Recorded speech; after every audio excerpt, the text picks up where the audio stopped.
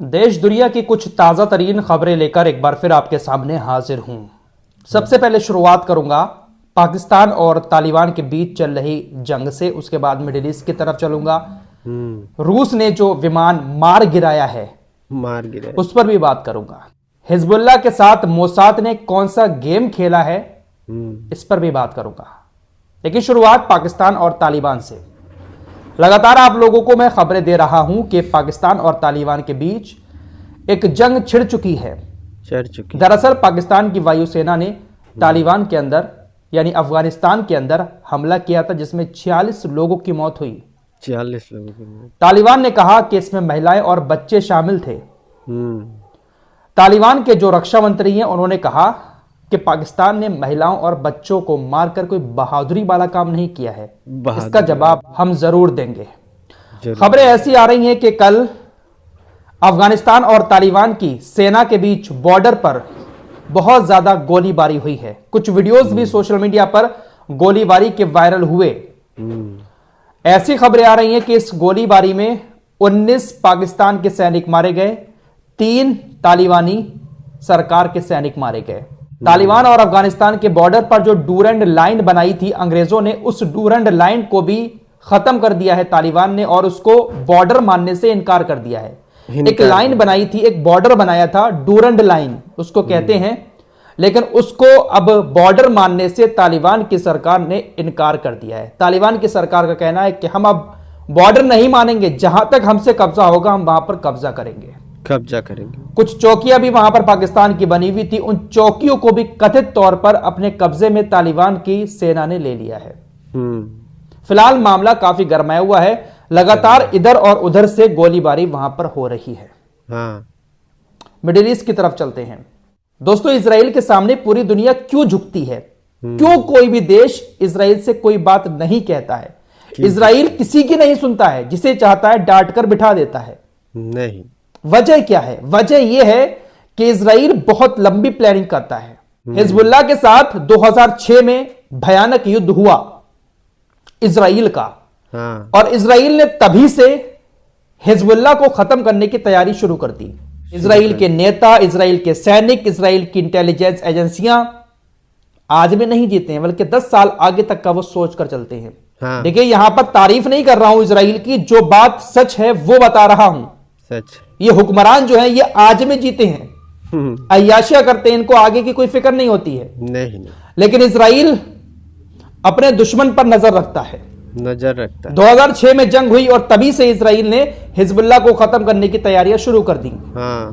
अभी सितंबर के महीने में जो पेजर अटैक हुए थे लेबनान के अंदर, वॉकी टॉकी और पेजर धमाके हुए थे जिससे बात करते थे हिजबुल्लाह के लड़ाके, अचानक से ब्लास्ट होना शुरू हो गए। ये ब्लास्ट कैसे हुए थे? आरोप तो इजराइल के ऊपर लगे थे और करवाया भी इजराइल नहीं था, और इतिहास में ऐसा पहली बार हुआ था कि वॉकी टॉकी और पेजर ब्लास्ट हुए। ये हुआ कैसे था?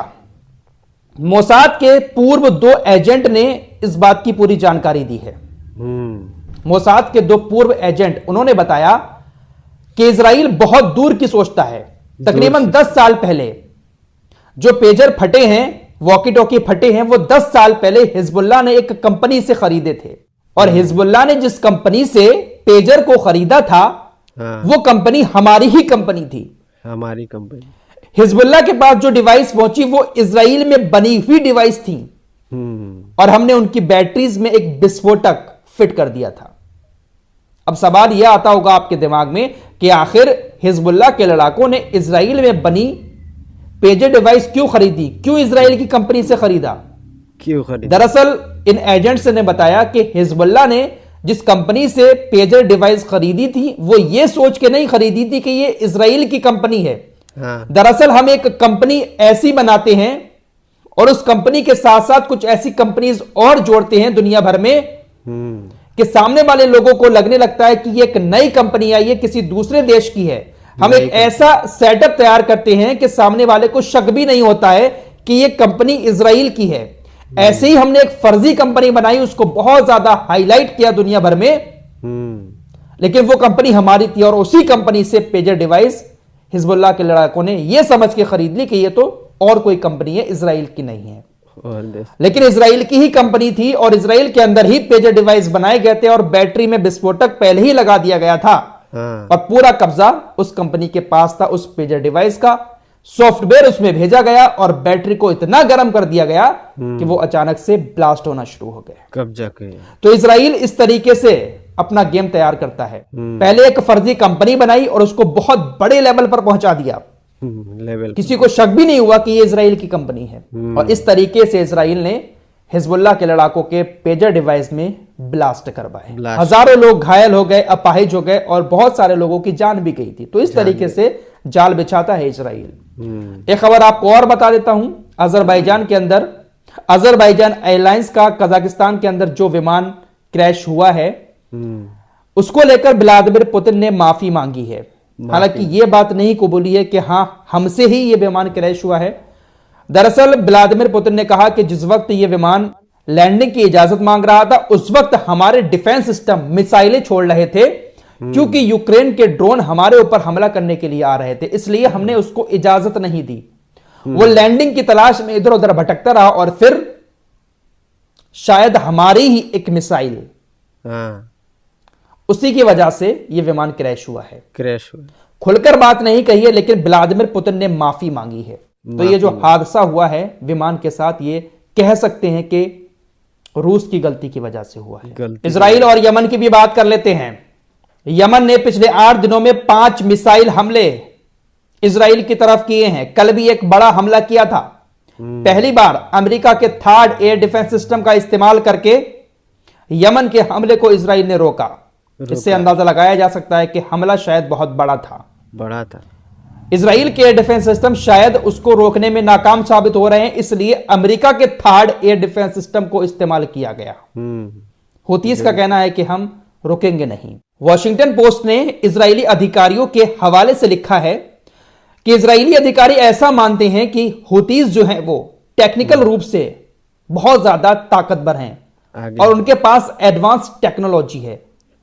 हम जितनी कल्पना करते हैं, जितना सोचते हैं, उससे कहीं ज्यादा वो लोग एडवांस हैं। फिलहाल कुल मिलाकर पूरी दुनिया के अंदर सुकून कहीं पर नहीं है। हाहाकार मचा हुआ है, हर कोई अपनी अपनी में लगा हुआ है।